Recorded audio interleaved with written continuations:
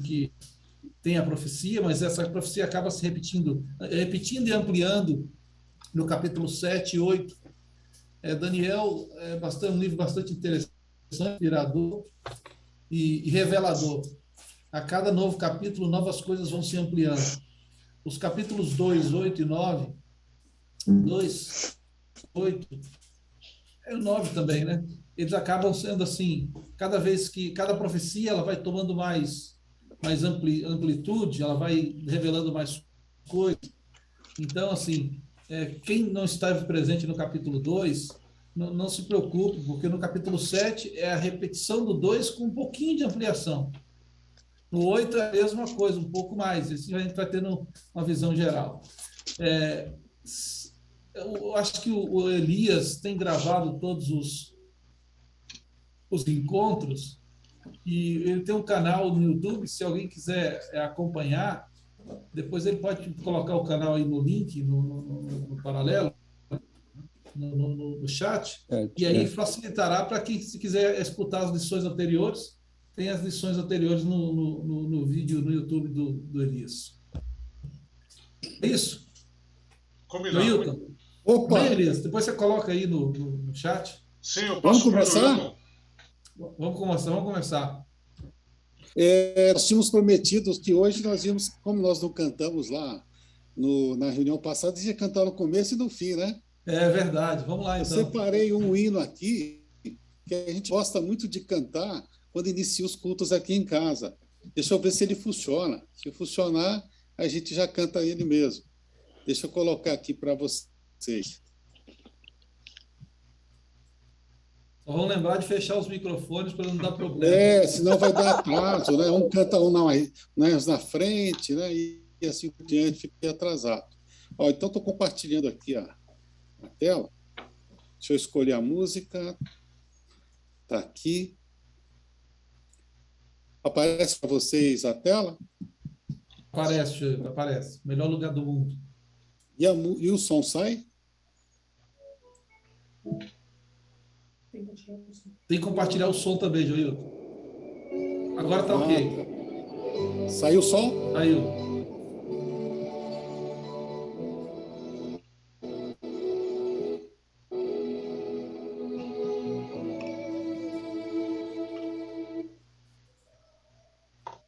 Desculpe, eu dei uma clicada aqui e acabei pausando. Coloca novamente.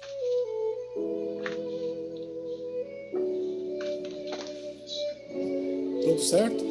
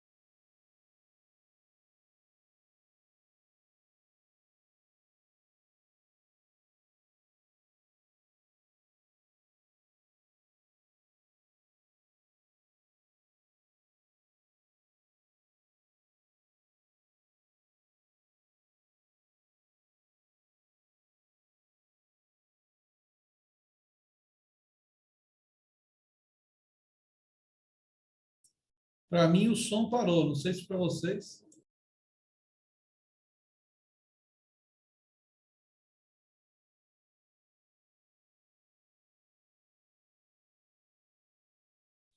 Alexandre, o som do Joilton está fechado. A fonte do amor, o melhor lugar do mundo.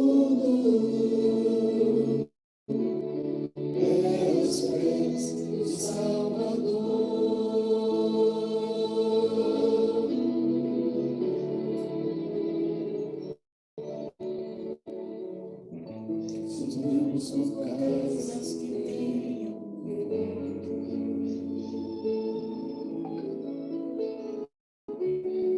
mesmo na encosta do brisa do mar.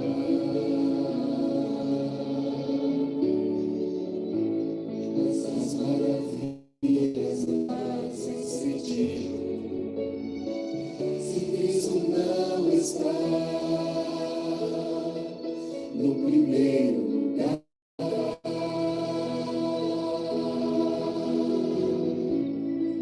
ao sentir a paz de Deus,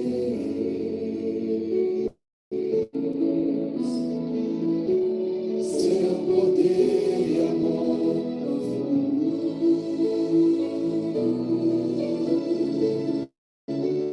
eu posso estar onde for, estou feliz por me encontrar no melhor lugar do mundo. O melhor lugar do mundo é aos pés do Salvador. É ali onde há esperança, mas alívio ao sofredor.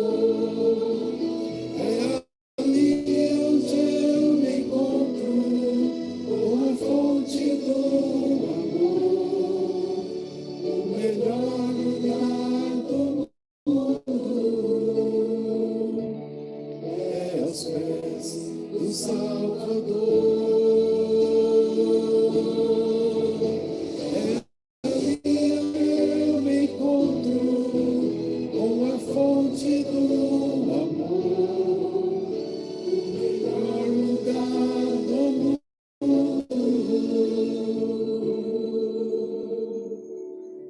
é aos pés do Salvador.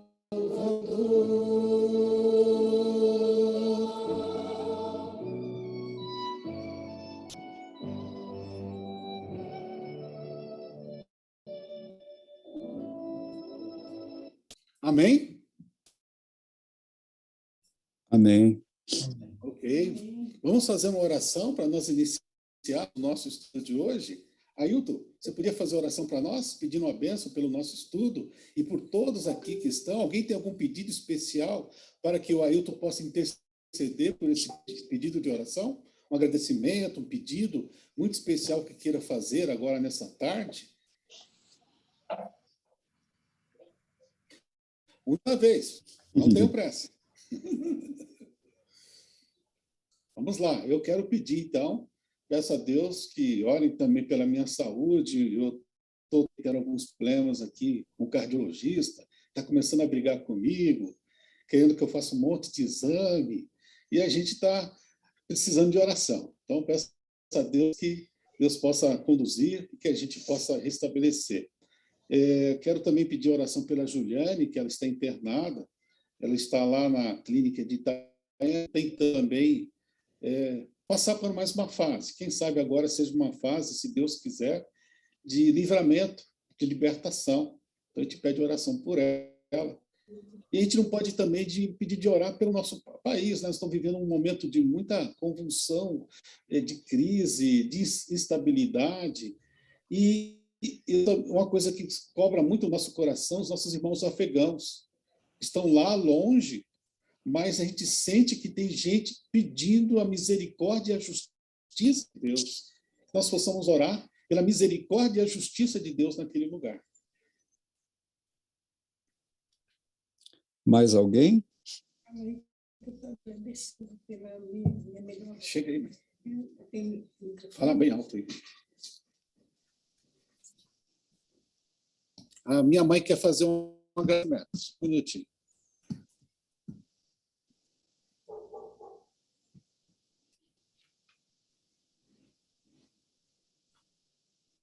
Pode falar, mãe. Olá, família, amigos. Eu Olá. quero agradecer a Deus e as orações que foram feitas a meu favor.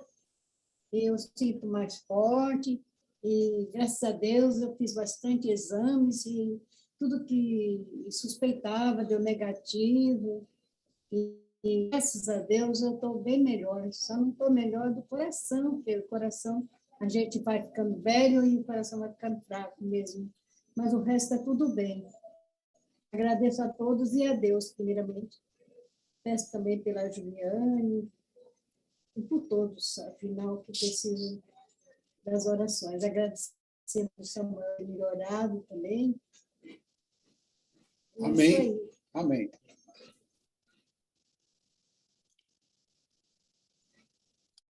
Então, vamos orar? Vamos orar.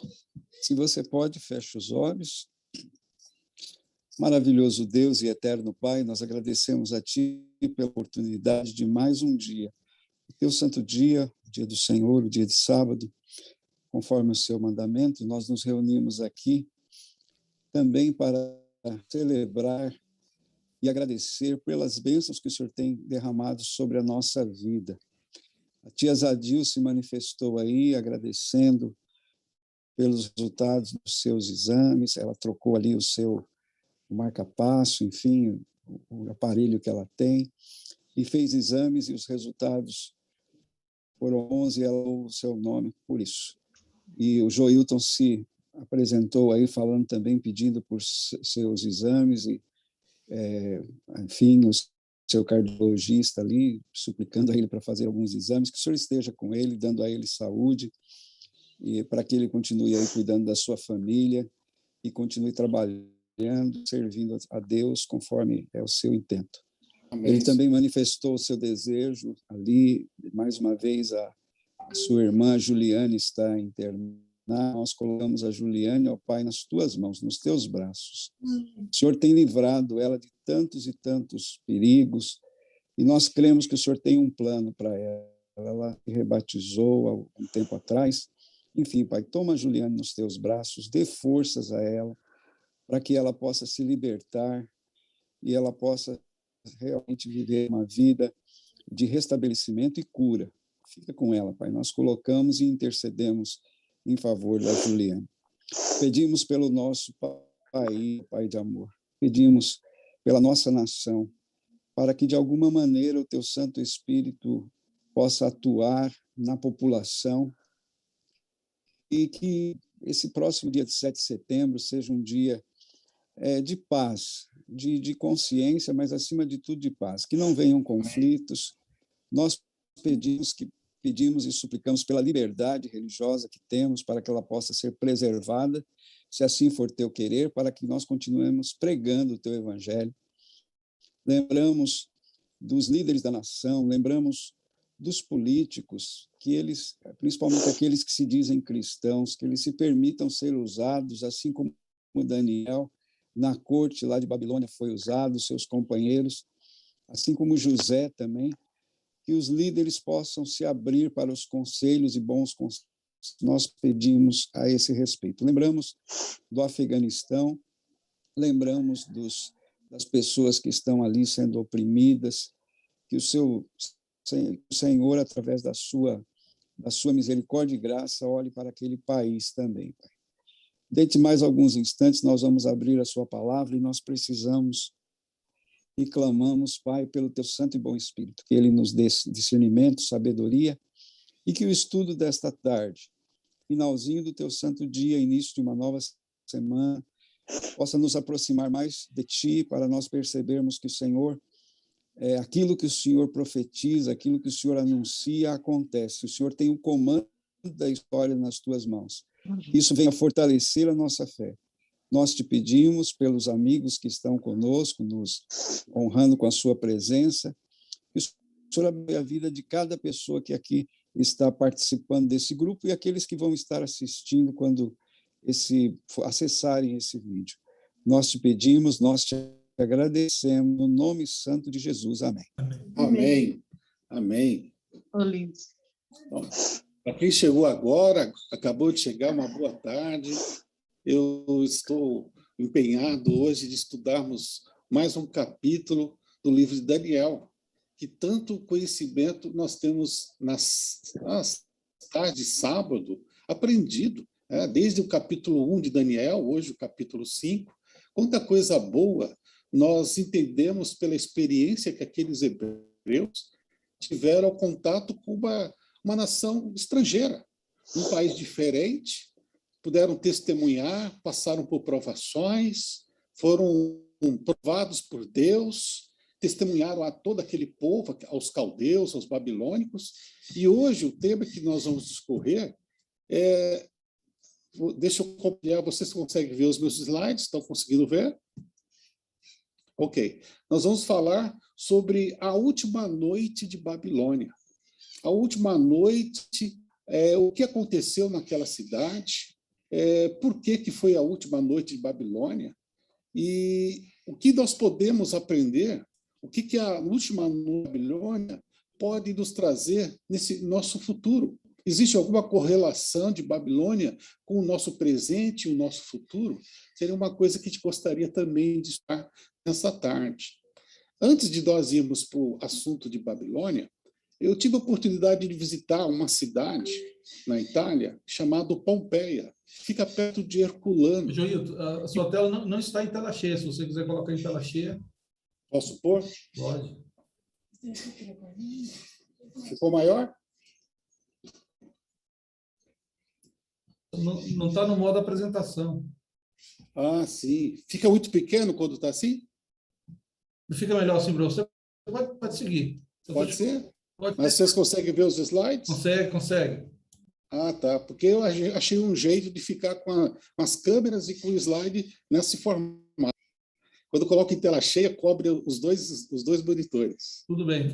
Então, ali em Pompeia, também eles passaram por algo parecido que os babilônicos passaram. Eles tiveram o seu último dia, no dia 79 depois de Cristo, algo aconteceu naquela cidade romana.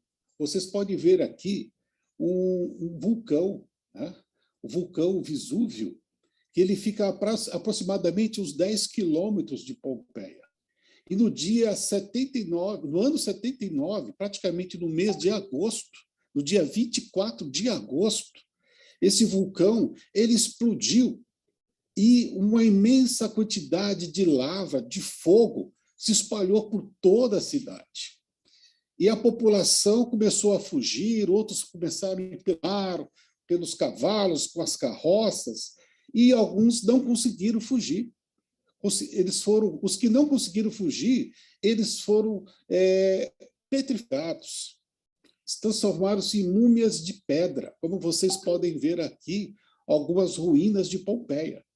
E eu estava estudando um pouquinho sobre por que a lava não queimou os corpos, por que ainda ficou alguma coisa, por que não foi tudo consumido. E alguns pensadores da Itália, eles começaram a usar o ultrassom 3D e começaram a analisar essas pessoas que foram petrificadas instantaneamente ali em Pompeia. E descobriu-se que as pessoas que não conseguiram fugir, o vapor, o calor do vulcão tão forte, chegando a uma média de 300 a 500 graus, o sangue deles ferveu e evaporou. E o cérebro vitrificou. E logo em seguida, a lava, fez com que aqueles corpos se petrificassem instantaneamente, conservando-os até hoje, como podemos ver aqui em algumas imagens. Esse aqui foi alguns ultrassons em tomografias que foram feitos dos corpos que ficaram os vestígios até os dias de hoje. Então, o que fez com que essas pessoas morressem? Como eles morreram? Então, o estudo ele sugere que as pessoas morreram devido à rápida explosão de fluidos corporais, tecidos moles, em decorrência da explosão ao calor extremo. Então, essa descoberta mostra que a cinza, e todas aquelas situações do calor, a diminuição dos fluidos orgânicos, a lavra, e depois, em seguida, a lama, ela criou essas estátuas, né, como se fosse alguém esculpindo o corpo de alguém. Mas, a verdade, Isso aqui é exatamente o resultado das pessoas que morreram ao contato com o Vesúvio. Muitos estavam dormindo, outros estavam comendo, outros estavam dentro de casa e outros estavam tentando fugir. Muitas pessoas foram encontradas de forma diferente. Esse ano, 79, no dia 26 de agosto, foi o último dia de Pompeia. Algo que ficou marcado na história ali da Itália. O mesmo aconteceu em Babilônia, não com o Vesúvio, um vulcão. A Bíblia nos conta a história, depois de ter passado por todas as questões que nós já estudamos, a prova dos hebreus, na alimentação, lá no capítulo 1, o sonho de Nabucodonosor, no capítulo 2, onde revelava o futuro do mundo, onde nós fazemos partes dessa profecia. Depois nós tivemos o capítulo 3, na sequência o capítulo 4, né? No capítulo 3 a gente estudou sobre a fornalha, a prova de fogo. E aqui no capítulo 4 nós vimos também a árvore, mostrando do orgulho à humildade, Deus mostrando que ele era o soberano e é ele que colocava os reis e tirava os reis. Hoje, nós vamos estudar o declínio do Império Babilônico.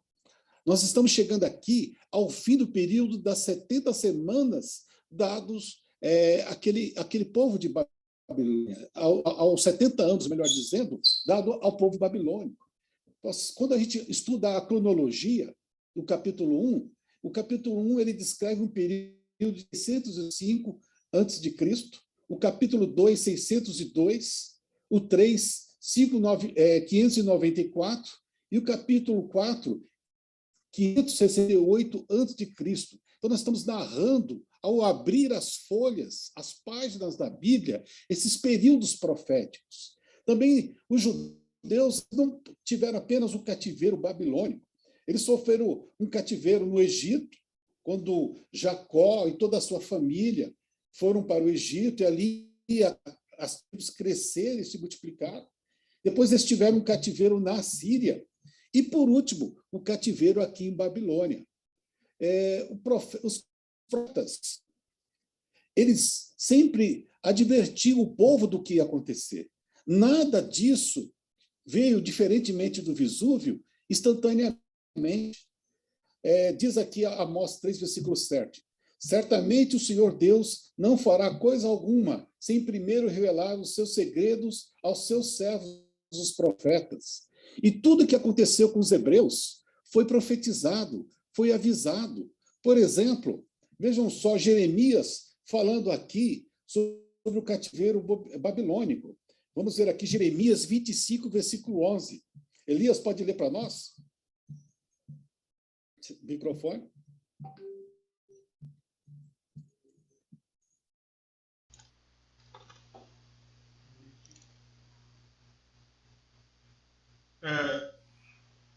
Toda essa terra virá a ser um deserto e um espanto.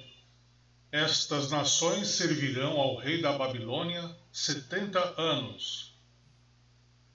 Exatamente. E nós vemos aqui em Jeremias falando quanto tempo ia durar o cativeiro, quanto tempo os babilônicos teriam de graça. Seriam 70 anos. E esse dia que nós vamos ver aqui, essa noite, melhor dizendo, era o final do período de 70 anos, quando a balança de Deus, a justiça de Deus já estava chegando ao seu limite de misericórdia.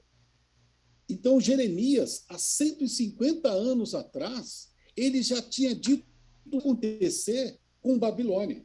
Veja aqui, Nino, pode ler para a gente Isaías 45:1, e ele fala até quem ia destruir Babilônia, vejam só, antes que os judeus fossem exilados, antes que eles fossem para a Babilônia.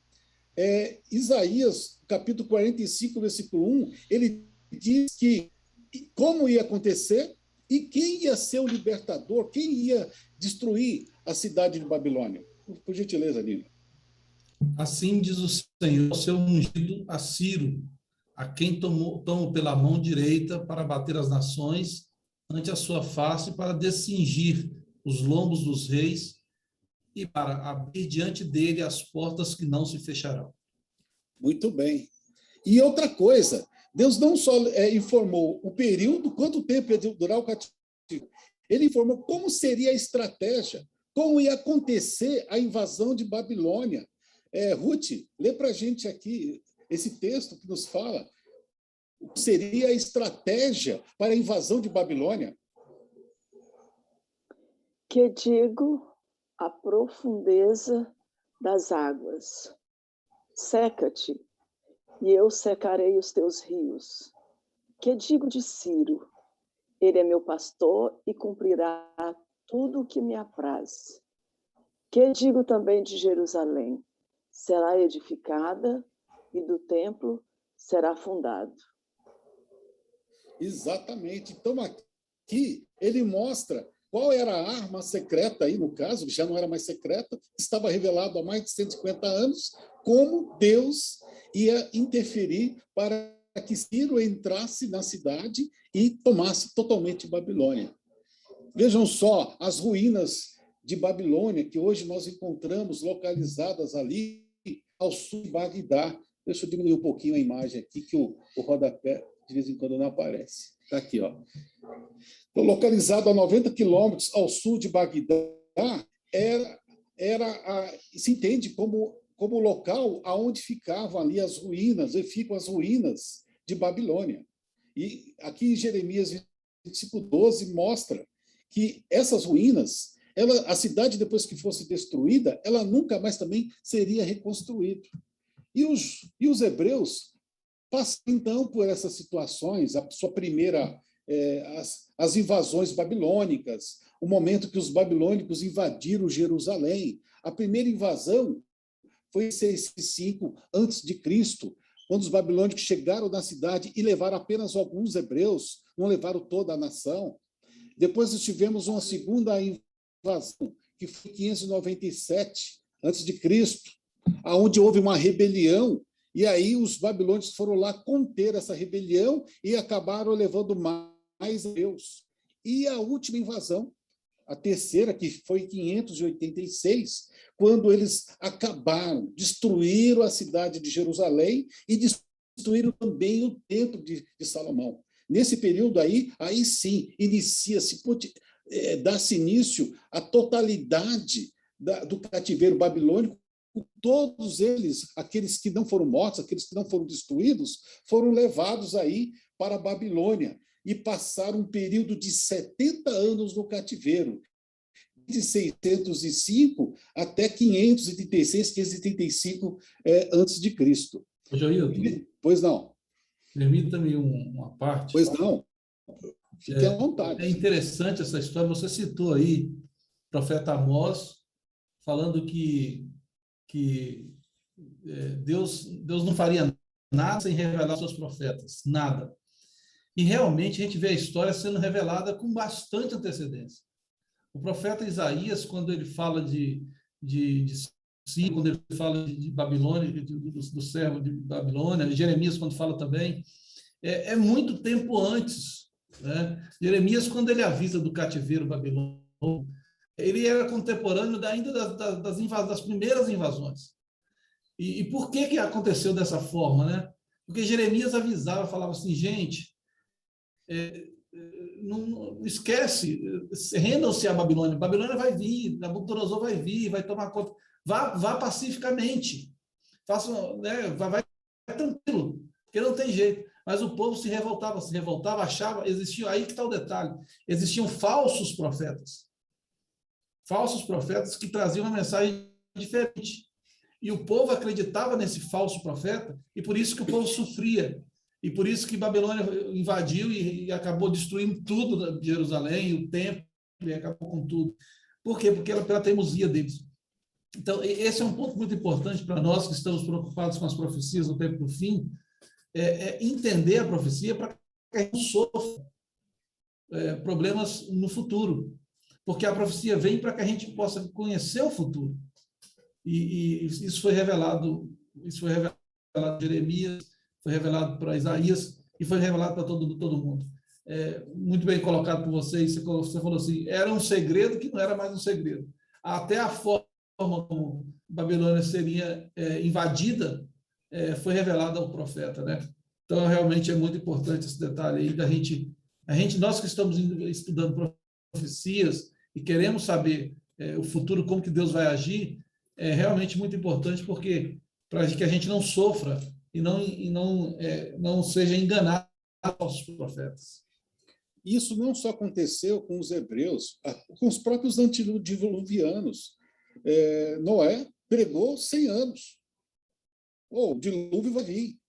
E da mesma maneira que o Alexandre falou, o Nino, né, que chama ele de Nino, aconteceu com os hebreus. Tinham falsos profetas no meio. Não, dilúvio. Só tem aqui uma garoa, uma neblina que de vez em quando molha a terra. Isso, o que você está falando? Aí, quando eles olharam para o barco de Noé, bom, Noé, eu não sei, eu não entendo o que você está falando. Você está dizendo que vai vir um dilúvio, uma chuva forte, que vai inundar toda a terra, mas eu estou olhando o seu barco não tem leme, seu barco não tem velas, não tem motor. Como é que isso aí vai flutuar? Quem vai conduzir isso aí? E assim também, no período dos hebreus, tinham profetas que desdiziam aquilo que Jeremias dizia. E Jeremias chegou até dizer, se vocês não estiverem falando a verdade, né, o Jeremias desafiou que eles não iam sobreviver, que eles não iam prevalecer. E se a gente for estudar a história de Jeremias, de fato, 6 meses depois, o profeta que estava desdizendo Jeremias, ele morreu. E ainda mesmo o que acontece também nos dias de hoje. Já se passaram quase 2000 anos que Jesus prometeu, mas quantas de outras pessoas estão dizendo, não, coloco em dúvida até se Jesus veio, se Jesus esteve na terra, se ele morreu, se ele ressuscitou. O inimigo, ele sempre está atuando. Aquilo que muitas vezes é precioso para Deus é importante para o inimigo. Tudo aquilo que é precioso para Deus é importante para o inimigo. A salvação das almas é importante para Deus.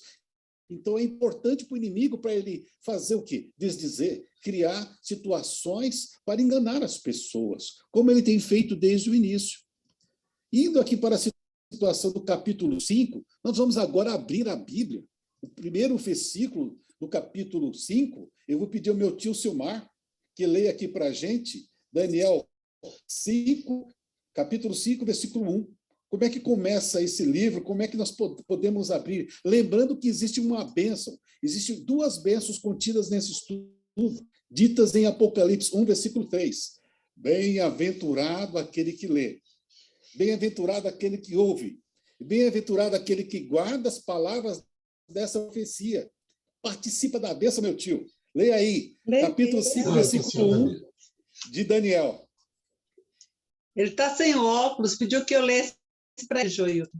Então vai ser abençoado por ouvir. O rei Belsazar deu um grande banquete a 1000 dos seus grandes, e bebeu vinho na presença dos 1000. É isso? Versículo 1? É isso mesmo, versículo 1. Sim. Tudo começa, então, aí a nossa história com uma festa. Babilônia estava numa situação de crise. Nabonido, que era o pai de Beltesazar, ele já tinha sido vencido aí pelos medos persas, e mesmo assim, Beltesazar, ele conclamou uma festa.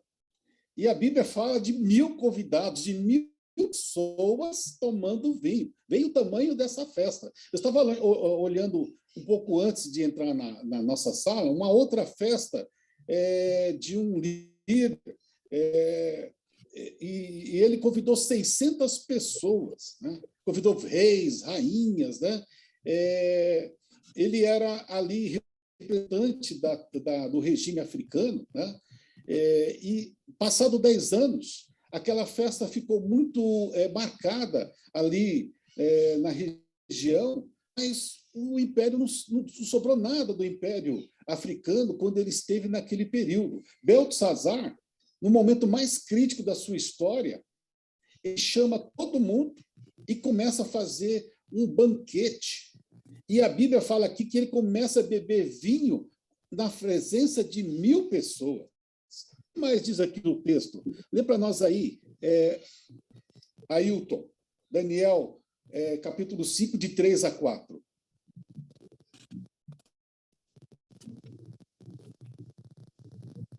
Então trouxeram os utensílios de ouro que foram tirados do templo da casa de Deus, que estava em Jerusalém, e beberam neles o rei, os seus grandes e suas mulheres e concubinas. Beberam o vinho e deram louvores aos deuses de ouro, de prata, de bronze, ferro, de madeira e de pedra. Ailton, por que ele fez isso e o que representava isso para os hebreus e para Deus, esse ato de Beltesazar? Sem dúvida alguma, eu estava dando uma lida aqui na lição de Daniel, de Joilton, diz que nem Nabucodonosor, na sua loucura, teve ousadia de fazer isso, mandar trazer os utensílios que foram tirados do templo, lá de Salomão. Lembrando que foi nessa ocasião que a Arca da Aliança foi escondida e está aqui na terra e guardada, ninguém sabe onde ela está, né? Mas levaram.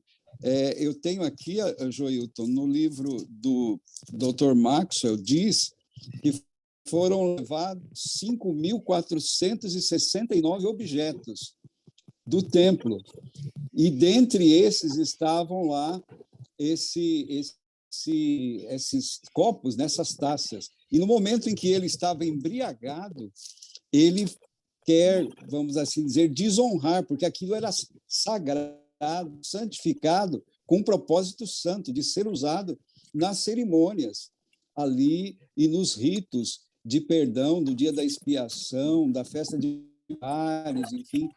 E ele faz isso para, como diz assim, tentar mostrar que ele estava no comando, né? E era uma coisa absurda, né? Isso aí, ele estava abusando, né? Chegou no limite. E o texto aqui a gente pode ver que ele estava já bêbado, ou seja, havia perdido a razão, e foi aí que ele mandou trazer aquilo lá. Ou seja, chegou no limite da paciência e da misericórdia de Deus. Além de ter subjugado os hebreus, aquilo que o Ailton falou é bem correto. Nabucodonosor, em algum momento, nenhum momento, ele se fez uso dos utensílios do templo. Ele colocou no mesmo lugar onde estavam os objetos de adoração dos caldeus.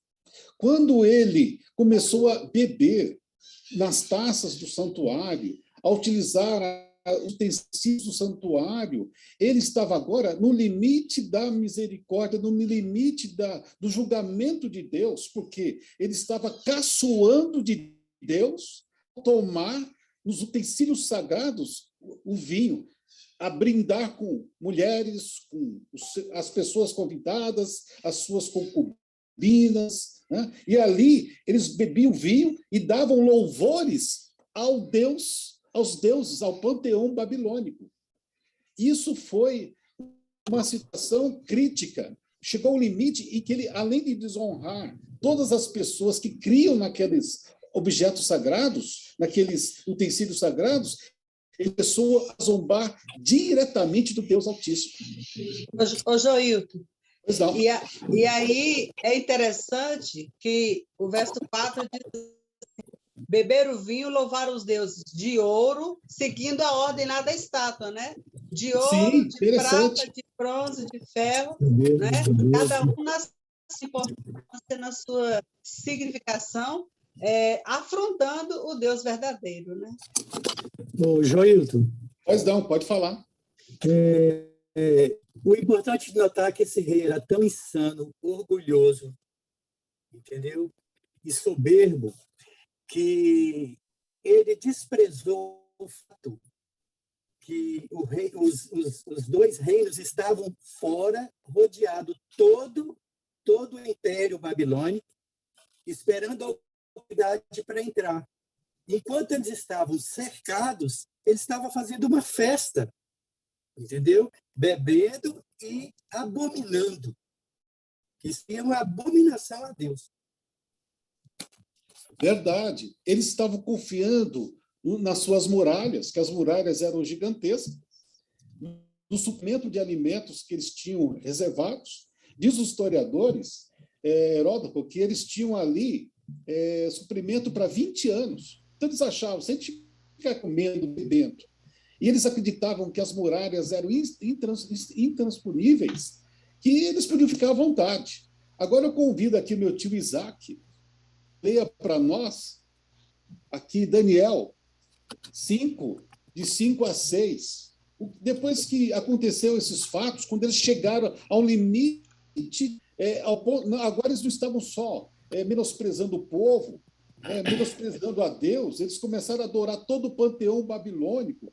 E exatamente nesse momento que eles começaram a usurpar os utensílios do santuário, a caçoar, Deus ele não deixa se escarnecer. O que aconteceu exatamente nesse momento, no capítulo 5, versículos 5 e 6, aqui de Daniel. Por favor, Isaac.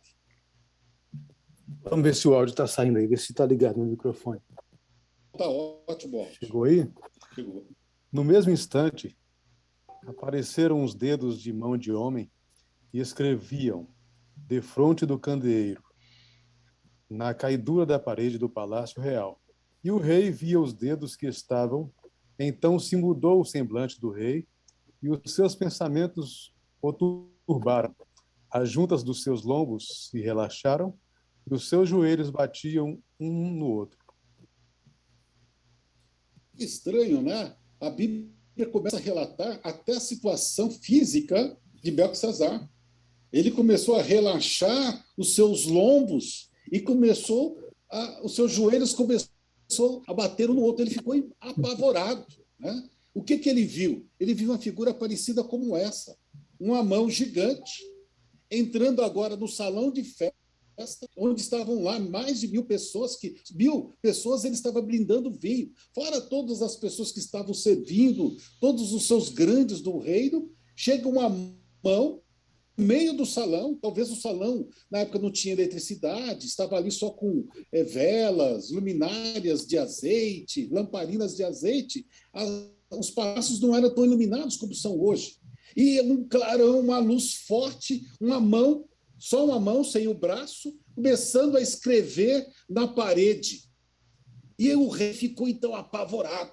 O silêncio, o terror, sem saber aquilo que estava acontecendo, no momento, aquelas palavras de fogo, né, escritas ali na parede, e as pessoas começaram a se aproximar do rei. Rei, o que é isso? Faz parte da festa? Explica para a gente o que está acontecendo. Preparou isso aí? Faz parte do show? E o rei começou a tremer, né? Ele começou a ficar angustiado, gritar, querendo que alguém resolvesse, explicasse o que estava acontecendo, não é isso?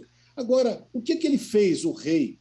Em Daniel 5, versículo 8. Nilza, pode ler para nós, Nilza?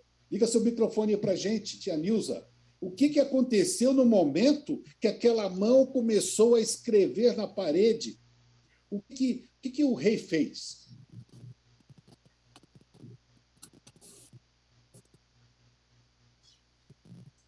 Opa, já ligou, pode falar.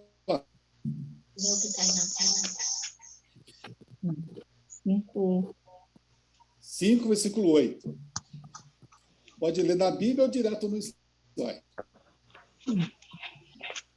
Todos os sábios entraram no salão, mas nenhum deles pôde ler o que estava escrito na parede, nem explicar ao rei o que aquilo queria dizer. Obrigado, tia. O que estava escrito ali, estava escrito em aramaico, a língua dos caldeus. Agora, como que ninguém sabia explicar se era na língua deles o que estava escrito? Você podia comentar para a gente, Nino? Por que eles não iam explicar algo que estava escrito na língua deles? O rei chamou todos os sábios, as pessoas que conheciam não só a língua dos caldeus, dos hebreus, dos babilônios, dos egípcios, os aerógrafos, e ninguém sabia explicar. Por quê? É a situação complicada, né? Porque estranho isso. Por que eles não entendiam a própria língua, né? A revelação de Deus, ela vai para aqueles para os seus, né? Para os seus filhos, né? Exatamente. E eles ficaram confusos ali. Posso? Elias, pode falar, Elias. Então, conhecendo o ser humano e conhecendo a hierarquia lá da história do rei, era muito provável que todo mundo na hora dissesse assim, não, eu não sei, eu não vou dizer isso. Vamos chamar Daniel para ele ser o primeiro a morrer depois que lê isso aí. Não só isso, né? Além de eles não saberem, o rei ele fez promessas, né? Ele falou, a gente tem que pensar um pouquinho, porque o rei falou, quem conseguir, né? Vamos ver o que diz na Bíblia, né? O que diz aqui Daniel? No momento que, depois que eles falaram que não sabia, né? Que não sabia o que significava tudo aquilo, né? Vamos ver aí Daniel 5, 10 a 12, Nidinha. Lê para nós aí, Nidinha.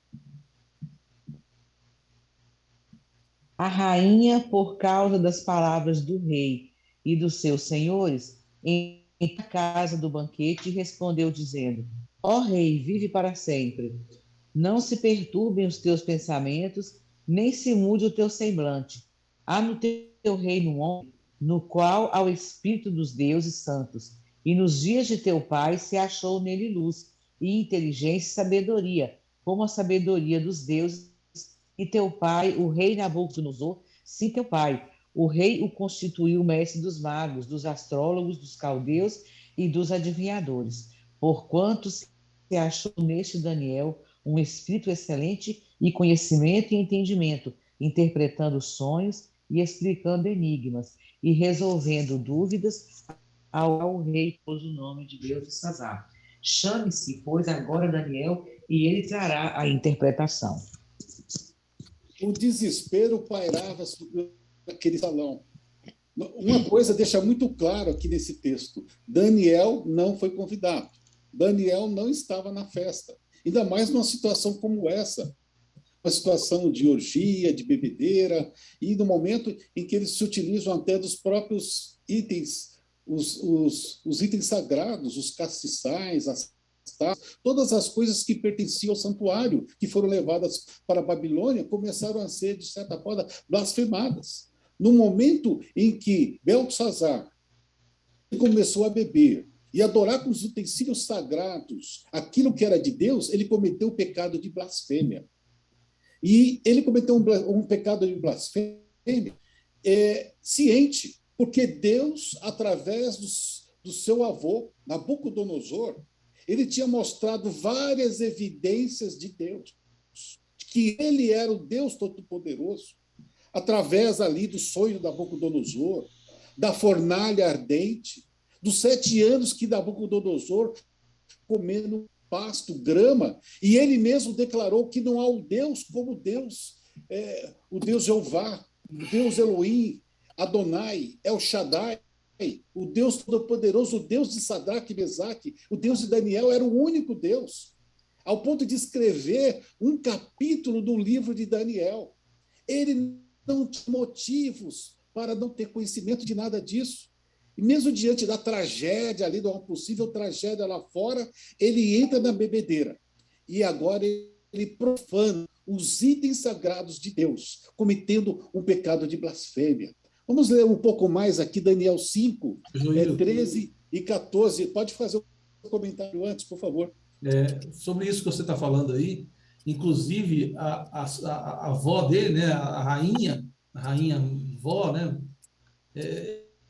destaca isso para ele, reforça seu pai, ele repete, né, existe um homem aí, Daniel, porque que seu pai colocou o nome dele de Beltesazar, sim, seu pai. Por quê? Porque os nomes eram muito parecidos. O nome do rei era Beltesazar e Daniel era Beltesazar. Ele ignorava Daniel porque queria. Na verdade, não é possível que ele não sabia que tinha Daniel lá, que tinha um nome parecido com o dele. Né? Então, assim, ela destaca esse ponto que você está falando aí, justamente. Ela se refere ao pai Nabucodonosor 3 vezes, para que ele se lembre que ele estava no caminho errado do que ele queria, porque o avô dele tinha se arrependido dos maus caminhos, né? Muito bem. Elaine pode ler para nós o capítulo 5, 13 e 14 de Daniel, e isso é verdade. Quando ele fala também, por exemplo, que ele era filho de Nabucodonosor, aquela ideia de linhagem. Jesus, filho de Davi, a origem, né? O próprio Nabucodonosor era filho de Marduk, era a origem, a geração dele. Então, tudo aquilo que aconteceu com Nabucodonosor, além de acontecer, ele escreveu. Ele escreveu um relato, um capítulo, dizendo: ó, eu passei por uma situação, eu deixei de ser rei por 7 anos, eu comi capim, eu pastei, até que eu entendi que existe um Deus do céu, um Deus todo-poderoso que coloca e tira os reis. Ele escreveu isso. E ele desprezou todo esse conhecimento nesse período de julgamento, que seria o período de Babilônia. Ele estava chegando no término do período do cativeiro babilônico, e ele faz, então, uma festa. Esquece totalmente de Deus. E agora ele profana, ele caçoa, ele blasfema contra o Deus do céu. Pode ler, Elaine. Daniel 5, 13 e 14. Então, está me ouvindo? Vamos ouvindo. Então, ok. Então, Daniel foi introduzido à presença do rei. Falou o rei, dizendo a Daniel: és tu aquele Daniel, um dos filhos dos cativos de Judá, que o rei, meu pai, trouxe de Judá? Tenho ouvido dizer a seu respeito que o Espírito dos deuses está em ti, e que em ti se acham a luz, e o entendimento e a excelente sabedoria. Muito bem. E no momento que ele recebe a palavra, aí Daniel começa a relembrar. Ele praticamente faz um micro sermãozinho do que estava acontecendo e refrescar a memória de Beltesazar. Raimundo, lê para a gente aí Daniel 5, 17 a 24, a mensagem poderosa de Daniel nesse momento. E ele, diante de todos aqueles cuidados, de todos os ministros, dos sábios, o rei apavorado, tremendo que nem uma vara, sem saber o que fazer, porque a sua consciência lhe pesava, ele sabia que ele estava errando. Os espíritos, provavelmente espíritos demoníacos, agora estavam tomando posse ali daquela situação, porque ele havia blasfemado o Deus vivo. Ele tinha desafiado Deus ao pegar aquilo que era sagrado e colocar vinho e tomar ali com as suas concubinas. O que aconteceu exatamente agora, Daniel 5, 17 a 24, Raimundo? 17? 17 a 24. 5, capítulo 5. 17 a 24. Isso. Então respondeu Daniel e disse na presença do rei: os teus presentes fiquem contigo e dá os teus prêmios a outrem. Todavia, lerei ao rei a escritura e lhe trarei e farei saber a interpretação. Ó rei, Deus, o Altíssimo, deu a Nabucodonosor, teu pai, o reino e grandeza, glória e majestade. Por causa da grandeza que lhe deu, povos, nações e homens de todas as línguas tremiam e temiam diante dele. Matava a quem queria e a quem queria deixava com vida. A quem queria exaltava, quem queria abatia. Quando, porém, o seu coração se elevou e o seu espírito se tornou soberbo e arrogante, foi derribado do seu trono real e passou dele a sua glória. Foi expulso dentre os filhos dos homens, o seu coração foi feito semelhante ao dos animais, e a sua morada foi com os jumentos monteses. Deram-lhe a comer erva como aos bois, e do orvalho do céu foi molhado o seu corpo, até que conheceu que Deus, o Altíssimo, tem domínio sobre o reino dos homens, e a quem quer constitui sobre ele. Tu, Beltesazar, és filho, não humilhaste o teu coração, ainda que sabias tudo isso, e te levantastes contra o Senhor do céu, pois foram trazidos os utensílios da casa dele perante ti, e tu e os teus grandes, e as tuas mulheres, e as tuas concubinas, bebessem vinho neles. Além disso, desse louvores aos deuses de prata, de ouro, de bronze, de ferro, de madeira e de pedra, que não veem, não ouvem, sabem, mas a Deus em cuja mão está a tua vida e todos os teus caminhos, a ele não glorificaste. Então, da parte dele, foi aquela mão que traçou esta escritura. Até o 24? Até o 24, obrigado. Aí nós vimos aí, ele fez uma retrospectiva, um overview de tudo o que aconteceu. Ele deixou bem claro que ele não era inocente. Ele sabia muito bem o que ele estava fazendo.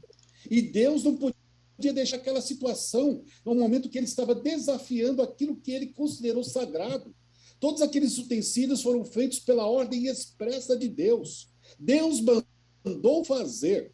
Se ele trouxe aqueles utensílios de Jerusalém, do templo, até Babilônia, porque ele permitiu. E no momento que ele aquilo que era sagrado, aquilo que representava Deus, o Deus Todo-Poderoso, e ele começou a beber e glorificar. Vejam só, ele não só bebeu, ele começou a glorificar todo o panteão de madeira, de barro, de bronze, caçoando, blasfemando o nome de Deus. E Deus agiu imediatamente. Ele não esperou o dia clarear. Imediatamente, uma mão entra e começa a escrever. Todo mundo tem um tempo de juízo. E esse tempo de juízo é exatamente o período que nós vivemos. Deus, ele tem a sua misericórdia. Assim como ele teve a misericórdia por Babilônia. Ele teve 70 anos para aquele povo mudar de rumo. E, apesar de todas as evidências, eles escolheram caçoar de Deus. Pode falar, Nino. Não, fui eu que pedi. O Joilton, importante, ele era tão insano que Daniel precisou lembrar para ele que o avô dele tinha passado por aquilo ali. E outra coisa, é tão grave o que o Nabucodonosor passou na época, que ele virou uma fera, que jamais o reino poderia, alguém do reino poderia esquecer uma história como aquela. Né? Então, como ele não sabia? Ele sabia, sim, ele sabia. É porque ele era soberbo, ele era arrogante. Por isso que ele fez tudo aquilo. E quando ele chama Daniel, como ele fala, Daniel, você não é daqueles que veio lá, os cativos de Judá? Quer dizer, ele está sendo ali, ele está, como nós diríamos na gíria hoje, gozando da cara de Daniel. Né? Então, ele sabia, sim. É porque ele era orgulhoso, ele era insano. Por isso que ele fez tudo aquilo. É verdade. Agora, o que aconteceu? Agora ele começa a dizer e explicar aquilo que os sábios não sabiam escrever, não sabiam decifrar. Porque ele começou a entender o significado das palavras de Deus com o juízo que estava sendo estabelecido naquele momento. Né? Vamos pedir aí para quem não leu ainda, Lise está em QAP aí? Lê para nós, Lise. Daniel 5, 26 a 28.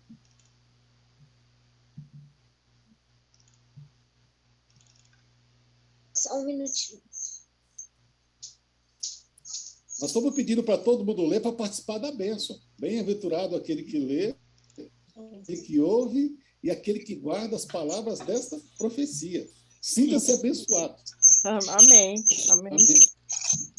Vamos à minha bênção. Vamos lá. E agora a explicação.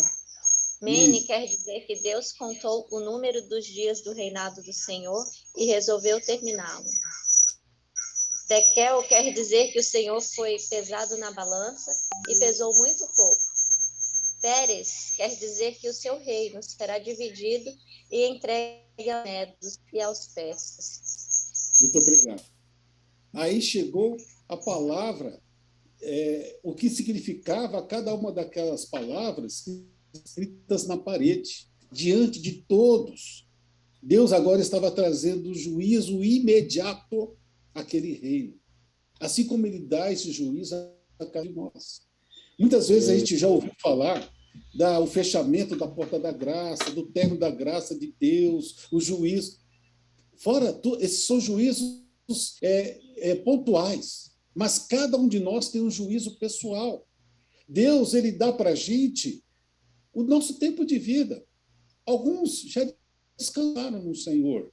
Né? Por exemplo, um viveu 30, outro viveu 20, outro chegou a viver 80, 70. O juízo dele estabeleceu-se quando ele fechou os seus olhos. Nene, Tekel. Ou então, seja bem-vindo ao reino. Descanse. É o que está escrito em Apocalipse 14. Bem-aventurado aquele que descansa do Senhor, porque as suas obras o acompanham. Amém. Esse é o juízo de Deus. E quanto tempo vai demorar para me receber a minha recompensa? Exatamente o tempo que eu vivi. Basta Deus nos dar esse tempo de vida para nós sermos fiéis.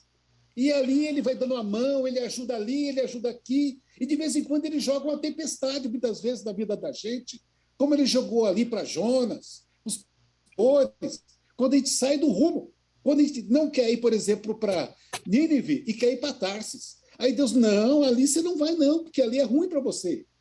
E ele ama a gente de tal maneira que ele deixa a tempestade vir na vida da gente, o barco da gente começa a querer naufragar, porque ele está dizendo, eu te amo.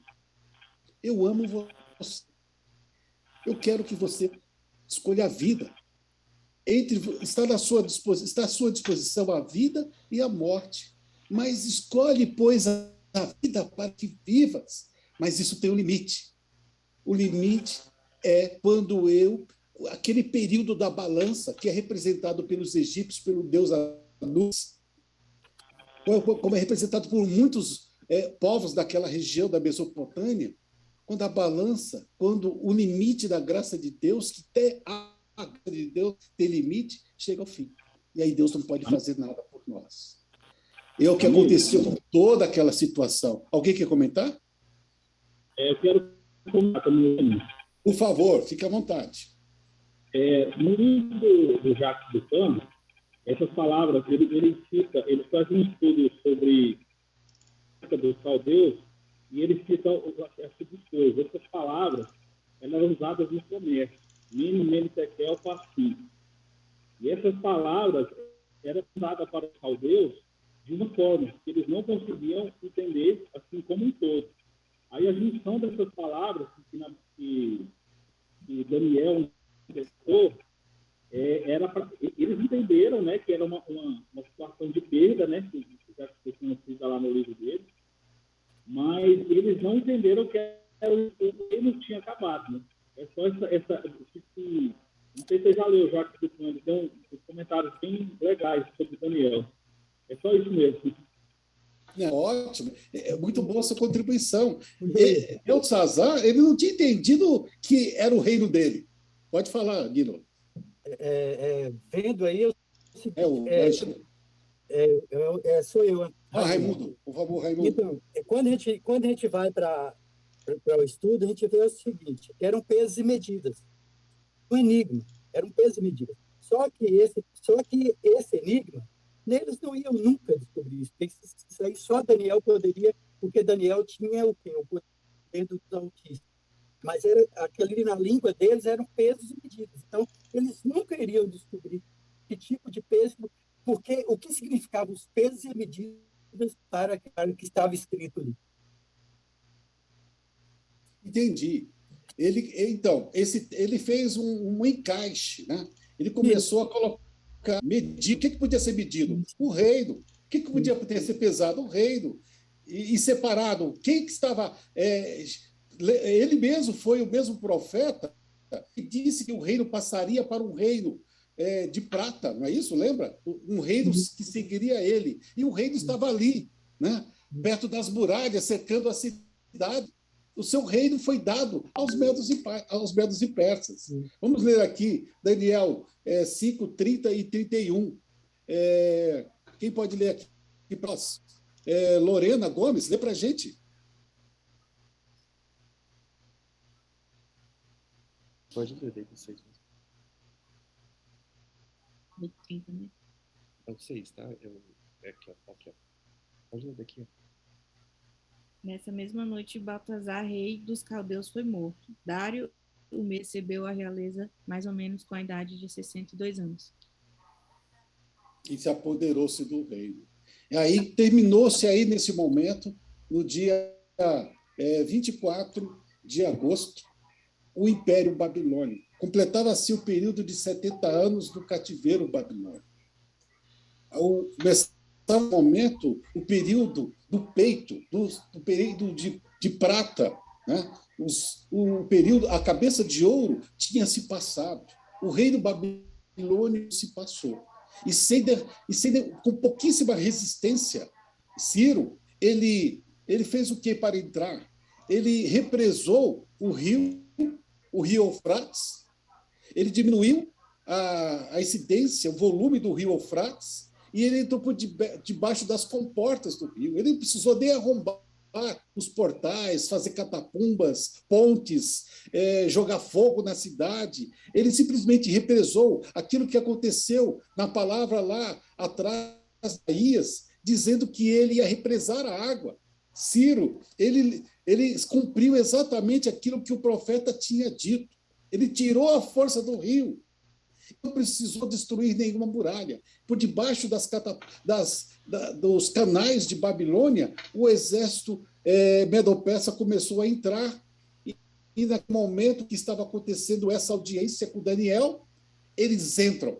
E ali, conforme nós lemos, Beltesazar ele é morto, reino de Babilônia é passado para os medos e persas. Algum comentário, alguma contribuição que vocês queiram falar? Pode falar, Elias. Então, um historiador deixou o seguinte, que o povo acolheu com festa Ciro e seu exército. Heródoto. Isso, porque não gostavam do reinado, o neto cobrava um imposto muito alto, eles não eram felizes. Né? Lembra a divisão do reino de Israel com Judá, por causa de impostos. Coisa assim. Exato. O povo ele se sentiu libertado ali do domínio. Imagina, Beltesazar, ele fez, ele começou a tratar a Babilônia com nenhum respeito aos povos que ali congregavam. O limite disso foi ao ponto de ele respeitar o Deus dos hebreus, que tinha tanto significado na história de Babilônia, ponto de constar dos decretos babilônicos. Quantas vezes nós vemos aí Nabucodonosor decretando, dizendo que se alguém blasfemasse, se alguém fizesse alguma coisa contra o nome do Deus de Sadraque, Mesaque e Abdenego, nesse momento, Beltesazar estava quebrando o próprio decreto de Nabucodonosor. Ele estava blasfemando e quebrando o decreto imperial de Nabucodonosor, dizendo que ninguém poderia blasfemar sobre o nome do Deus Altíssimo. Ele havia quebrado a própria lei interna do país, ao ponto de desobedecer o decreto de Nabucodonosor, quando ele desceu ali na fornalha ardente, que não há nenhum Deus que pode livrar como o Senhor, como Jeová. E aí ele põe um decreto que nenhum dos povos, ninguém poderia blasfemar ou caçoar do nome de Deus. Joilton. Pois não. Eu estou aqui com a lição aqui aberta e me chama a atenção. Essa lição você também pode ter, viu, gente? É só pedir aí que a gente manda para você essa do livro de Daniel, do Bíblia Fácil. E aqui tem algumas coisas que eu acho interessante. Fala que Nabucodonosor ele reinou 43 anos desses 70 anos. Olha que coisa incrível, né? Agora, veja que coisa interessante. O fato de estar todo mundo reunido naquela festa, então, ali, Dario, ele nem precisou, de maneira nenhuma, ir atrás dos generais. Estava todo mundo ali, inclusive o rei. Outra coisa que eu achei interessante aqui, quando fala de rainha-mãe, a mãe de Beltesazar, né? É porque ela, na realidade, era ela que era filha do Nabucodonosor. O pai dele, Nabonido, era genro do Nabucodonosor, né? O Nabonido. E a gente vê que Daniel vai continuar. E a lição da semana que vem vai falar exatamente disso. Daniel aí, ele estava aí aproximadamente com seus 64, 65 anos de idade, mais ou menos, né? Exatamente. Nosso tempinho está acabando, mas isso que o Ailton falou é verdade. Ele entrou a cidade rendida. Os principais, os generais, estavam todos lá. Bêbados, sem nenhuma condição de luta, de qualquer tipo de resistência. E ele vai lá, destrói, mata Beltesazar e assume o reino. E no outro dia, quando a madrugada está acabando, aquilo que Elias falou, quando o sol raia, as pessoas, a notícia cai no Facebook de Babilônia, vai também no WhatsApp e começa a sair. Ciro, o Medo-Persa, ele é o novo imperador. Viu, Joilton, tem uma citação que eu acho interessante, que fala que ele desviou o curso, né, do rio, e o rio foi abaixando, e agora haviam portões ali embaixo, viu? E milagrosamente esses portões foram abertos, e ninguém sabe por quê, quer dizer, nós sabemos, né? Mas a história não sabe, fala assim, mas como é que deixou? Porque eles confiavam na força do rio e também nos portões submersos que tinham ali, que dali do rio ele puxava água para o jardim suspenso ali, né? Então foram várias obras que foram feitas. Então nós entendemos que anjos do Senhor abriram aqueles portões, ou seja, ali já estava Deus agindo para que fosse destruído aquele, já tinha encerrado mesmo o prazo para os babilônicos, né? E confiavam nas muralhas. Heródoto diz que as muralhas de Babilônia poderiam andar 6 vigas, uma do lado da outra, tamanho largura das muralhas, muralhas extensas que rodeavam toda a cidade. Ele tinha alimento para 20 anos. Então ele achava que Ciro ia ficar ali, ele ia desistir, ele ia se cansar de fazer o cerco de Babilônia.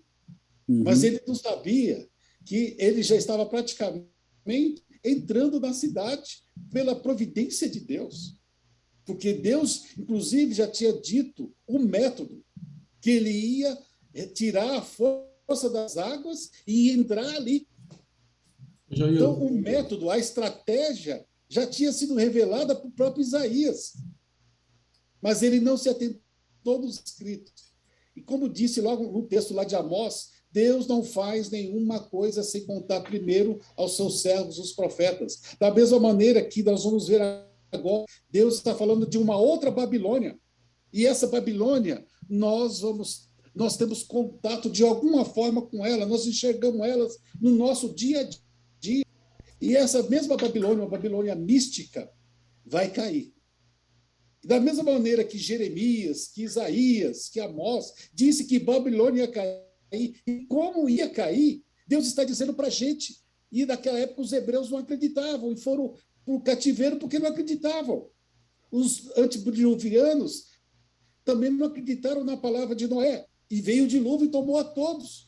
E agora nós estamos próximos do momento da queda da Babilônia espiritual, e Deus está dizendo a última mensagem do planeta Terra: temei a Deus e dá-lhe glória, porque chegada é a hora do seu juízo. Vai chegar agora o momento que eu vou destruir toda essa bagunça, toda essa profanação, essa mistura de verdade com mentira, de pessoas sinceras sendo enganadas por leões devoradores, por lobos. Deus vai colocar um limite em tudo que está acontecendo. Vejam só o que está escrito aí em Apocalipse 18, a 3. Lê para nós aí, Alexandre.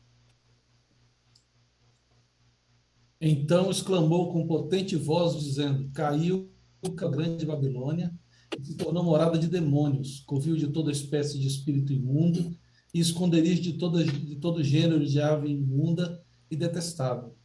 Pois todas as nações têm bebido do vinho do furor da sua prostituição. É verdade. E essa tipologia bíblica de Babilônia, ela é real. Nós estudamos agora, acabamos de estudar juntos, a queda da Babilônia física. E nós estamos próximos de vermos, a qualquer momento. Eles não, apesar de a gente ver os sinais, eles também estavam vendo os exércitos de Ciro acampando ao redor da Babilônia. Nós estamos vendo sinais muito próximos de nós. acontecimentos onde a primeira e a segunda besta, são assuntos que nós vamos estudar mais posteriormente, elas já estão se manifestando, estão dizendo, eu estou cumprindo a profecia, eu estou fazendo o meu papel. Mas muitas vezes a gente fala, não vai acontecer agora. Isso não vai acontecer. A Babilônia espiritual, ela está próxima de cair. O Ciro, que foi anunciado há 150 anos antes de nascer, o nosso Ciro agora é Cristo, que vai vir resgatar o seu povo, que vai vir acabar com toda a iniquidade que Babilônia está colocando no planeta, o vinho misturado.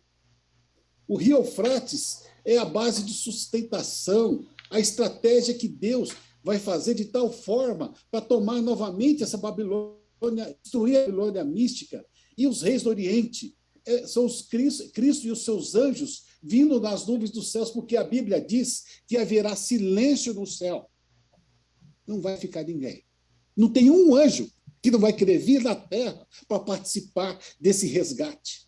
É o resgate do planeta Terra. Ele vai resgatar o Isaac, a Nilza, o Silmar, a Lorena, a Nidinha, o Agostinho, o Elias. Ele vai vir resgatar. E não vai vir nenhum anjo vai ficar para trás. Sabe por quê? Eles vão trazer a trombeta de Deus. E quando a trombeta de Deus for soada, a palavra de Deus diz que os mortos vão ressuscitar ao ouvir o seu som. E a maior cirurgia plástica do planeta Terra vai acontecer. Num piscar de olhos, todos nós seremos transformados. Amém. Aqueles que estiverem vivos serão transformados. E o Senhor está dizendo, gente, preguem essa mensagem, porque está para acontecer.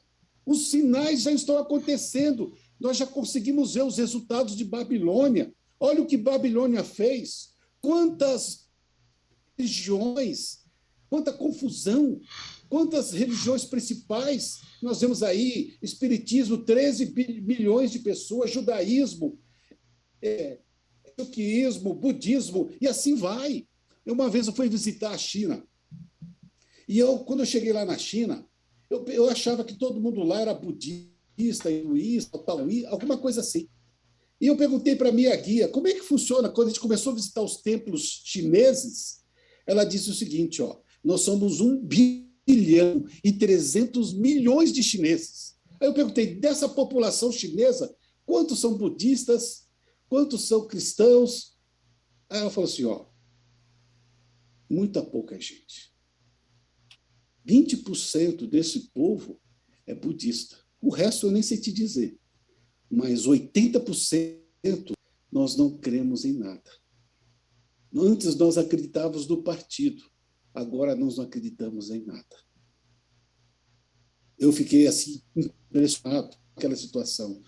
80% de 1 bilhão e 300 milhões de pessoas estão lá vazias, secas, porque se sentiram decepcionadas pela a religião dos seus ancestrais, sentiram-se decepcionadas pelo partido e estão querendo algo que preencha o coração delas, porque o materialismo acabou com aquele sentimento que eles tinham.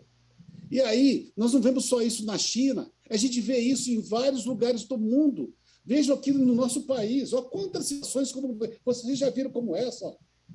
Não tenho nada contra as pessoas que estão lá sinceras. Deus ama essas pessoas e diz, sai dela, povo meu. Olha outra coisa. Isso é muitas vezes uma desonra. Vejam só, quantos líderes diferentes do mundo inteiro, o vinho misturado, gente falando a verdade, gente fazendo pequenas igrejas e grandes negócios. Quantas pessoas sendo enganadas, levando ao caminho, e Deus sendo paciente, ouvindo orações dessas pessoas, ouvindo orações do seu povo, mas ele quer trazer a verdade, trazer a doutrina pura, o vinho puro. Pode falar, Elias. É rapidinho. Ali naquela foto tem algumas das maiores fortunas do Brasil, estão aqui, ali. Gente, eu sou policial. Uma das formas de lavar dinheiro é a religião. Porque as ofertas, as contribuições, muitas delas não são, muitas vezes, contabilizadas, com exceção das religiões sérias, das religiões corretas. Muito disso aí, gente, é lavagem de dinheiro. É muito triste. E Deus, ele quer pôr fim a isso tudo. Ele quer destruir essa Babilônia mística, essa Babilônia que está levando as pessoas a se afastar, a não crer. Algumas pessoas estão decepcionadas quando você vai na Europa e você vê as igrejas vazias porque elas estão decepcionadas, porque elas experimentaram coisas que eram misturadas, que eram coisas que não eram verdadeiras. Nós estamos vivendo um momento em que haverá um grande despertar, um grande autoclamor. E Deus, ele está querendo que eu e você participemos do último sinal. O último sinal que falta para que Jesus desencadeie todo o segmento das profecias do tempo do fim, que é o evangelho do reino será pregado a todo mundo e então virá o fim. Queridos, que Deus abençoe. Se vocês quiserem fazer qualquer comentário, antes de nós cantarmos a última mensagem, a oração, fiquem à vontade. Wilson, Pois não. está me ouvindo? Estou ouvindo. Essa questão do Ciro como libertador, a gente pode ver que na Bíblia ela percorre assim, sempre apontando para Cristo, tanto que os santuários, sim, como os profetas que vieram, né? E esse libertador, por exemplo, o cativeiro da Babilônia, é resultado da quebra da lei. Que estava lá no Levítico 26, que fala que se a lei fosse quebrada, resultava um cativeiro. E também do ano de jubileu, né? E se o ano de jubileu fosse quebrado, e lá em Crônicas, fala que o povo foi passar, foi cumprir 10 anos de jubileus que haviam sido quebrados. Não sei se você já leu isso. E se você colocar 7 vezes 10, dá 490. Também mostrava que esses 70 anos, eles indicavam o libertador. E esses 490 anos, que eram proféticos de Daniel, eles indicavam para o Messias, né, que era o grande jubileu. Né? Então, essa esperança que a Bíblia traz, que a gente está precisando agora, porque a gente está cativo do mundo do pecado, né?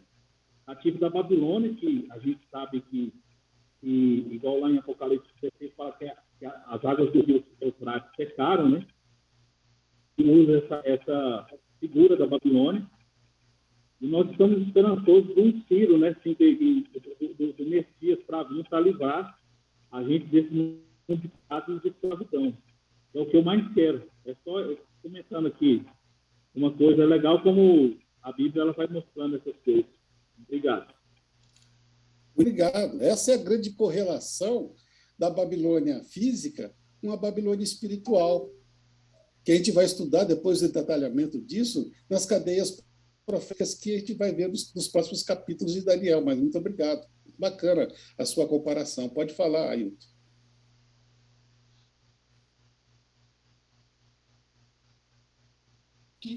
Eu só agradeci ao Astolfinho, ao Rodolfo, por ter participado aí. Foi um prazer. É sempre bem-vindo. Né? Ok. Então, nós encerramos aqui, né, o estudo de Daniel, capítulo 5, né, a importância que traz o exemplo da queda de Babilônia, comparação com a Babilônia mística, e convidados estamos todos para o próximo capítulo, capítulo 6 de Daniel. E antes disso, eu queria convidá-los a cantar, louvar o Senhor, porque Ele é bom e a sua misericórdia dura para sempre. Eu escolhi um hino aqui, vamos ver se vai dar certo aqui para nós cantarmos.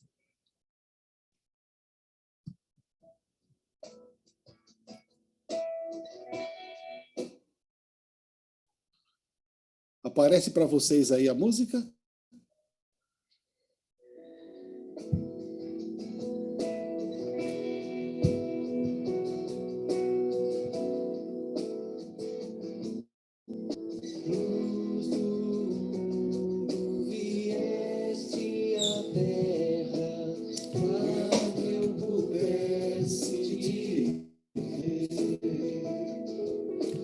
Tua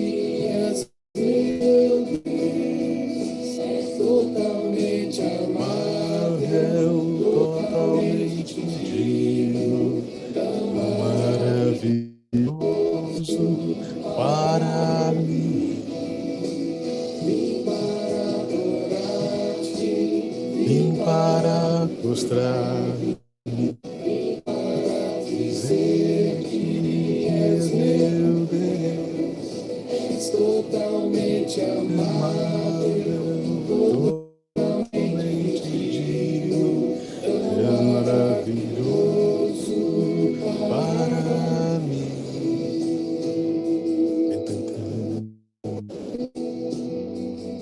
nunca saberei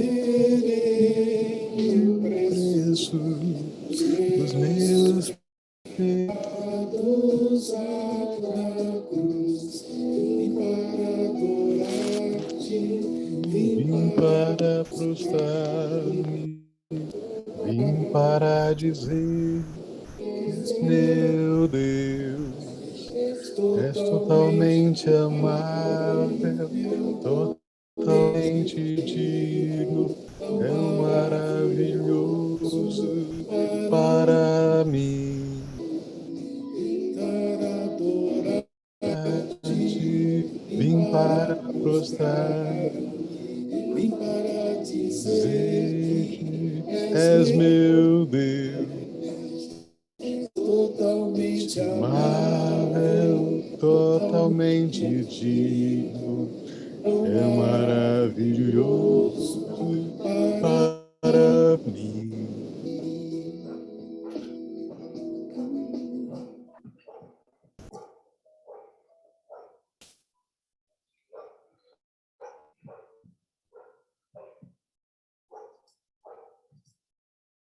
Ok.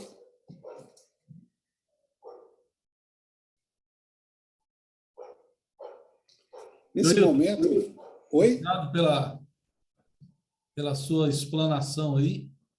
Foi muito bom.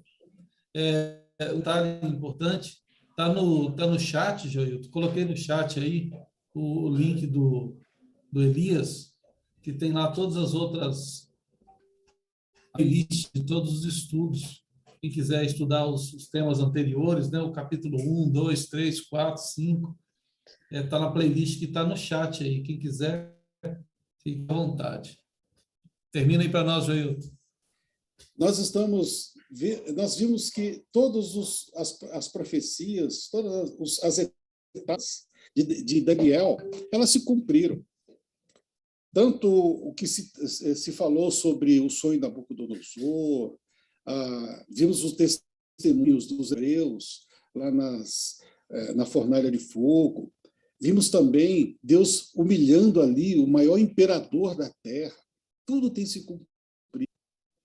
E Deus também disse que ele deveria selar essas palavras para o nosso tempo. E que quando nós abríssemos essas palavras no tempo do fim, o saber se multiplicaria. Se tudo cumpriu perfeitamente, Deus revelou com detalhes, até quem ia invadir Babilônia, quem ia resgatar os hebreus de Babilônia, tudo se cumpriu de maneira cronológica e corretamente. Ele vai vir. A última etapa, que é a mais importante, o Ailton mandou uma meditação para a gente essa semana, muito bonita, que é o reino da pedra. A parte mais importante é o momento que a pedra é cortada sem auxílio de mão e ela é lançada sobre os pés da estátua. É o reino de Deus. E ele está chegando. Deus está falando no nosso coração que hoje é o dia.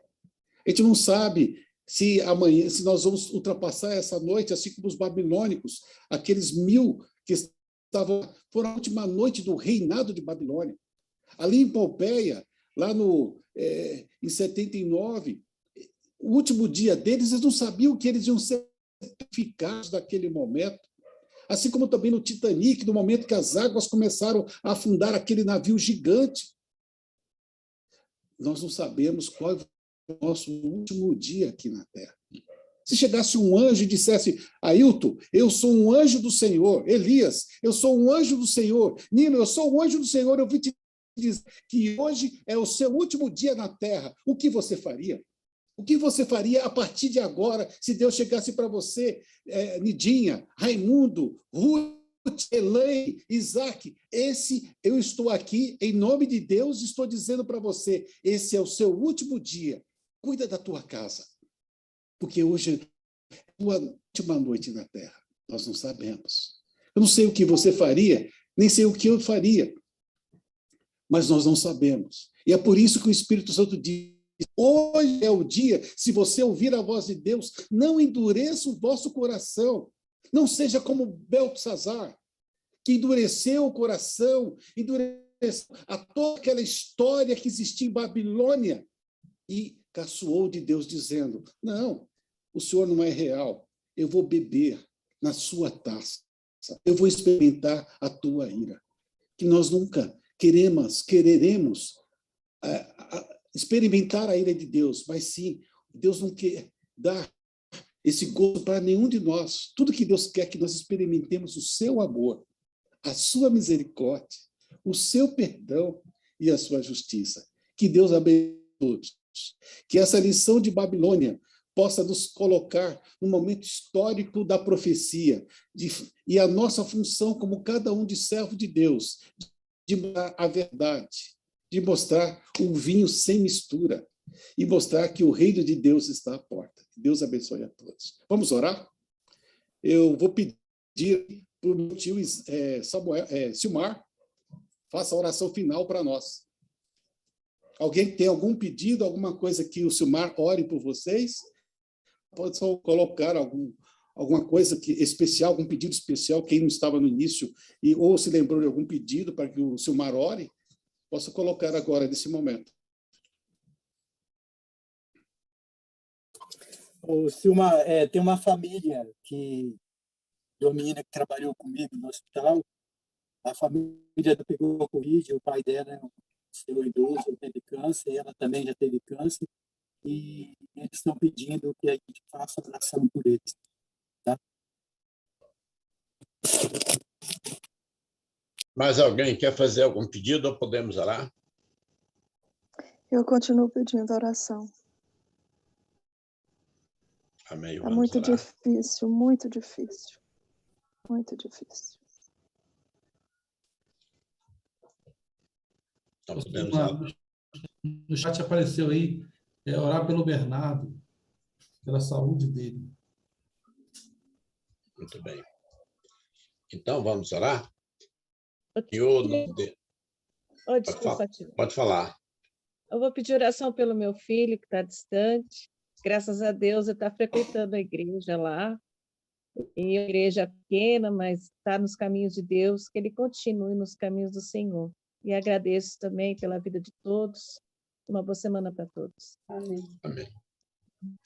Senhor, nosso Deus poderoso que habita nos céus, nós queremos agradecer, Senhor, pelas bênçãos que o Senhor tem nos dado, agradecer pelo sacrifício de Jesus.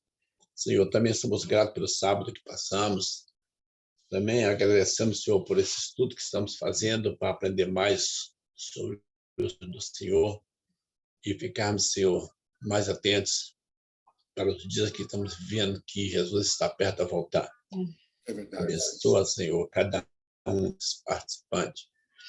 Dê sabedoria para as pessoas que estão explanando, que estão estudando, para melhor trazer a mensagem. Faça abrir a mente de cada um através do Espírito Santo, Senhor. Pai de misericórdia, também estamos aqui gratos pelos agradecimentos que foi feito. Estamos trazendo ao Senhor os pedidos de oração que foram feitos aqui. O Senhor conhece os pormenores de cada pedido desse, Senhor. Que o Senhor possa estender tal misericórdia, socorrer e atender, aceitar os agradecimentos e dar as bênçãos, Senhor, que cada um de nós precisamos. Amém. Com certeza, a maioria ficou calado, mas todos nós temos um pedido especial, Senhor, que é a glória do Espírito Santo, que é a abertura da nossa mente para entendermos os tempos do fim e nos preparar. Amém. Deus, misericórdia, nós queremos pedir essas bênçãos e já agradecer. Sempre pedimos com perdão dos nossos pecados e em nome de Jesus, que é o nosso comandante. Amém. Amém. Amém. Amém. Uma feliz semana para todos. Vamos tirar uma foto. Feliz semana para todos.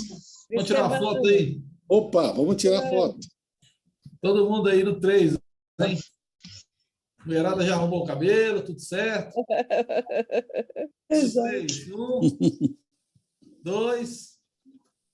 3. Valeu, gente. Semana que vem. Saiu meu perfume aí, Nilo. O bigode churrasco. Com meu perfume aí. Feliz semana. Obrigado pela presença de todo mundo.